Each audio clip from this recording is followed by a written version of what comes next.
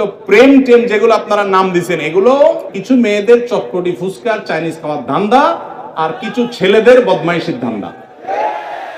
আমাদের দেশে বিয়ের আগে একটা জিনিস হয়, এটার নাম এঙ্গেজমেন্ট। এই এঙ্গেজমেন্টে দুই পক্ষের লোকজন যায়া পছন্দ করে সব কথা পাকাপাকি হলে একটা আংটি পরায় দিয়ে চলে আসে।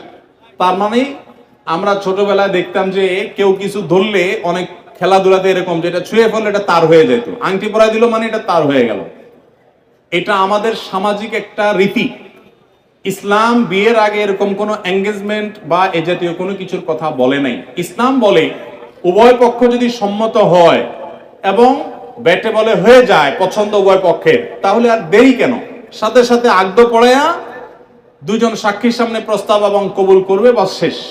উঠায় নেওয়া নেই আনুষ্ঠানিকতা, সেটা হোক 6 মাস পর, হোক 3 মাস পর, সমস্যা নেই, কিন্তু বিয়ে সাথে সাথে হয়ে যেতে হবে। এই এঙ্গেজমেন্টের নামে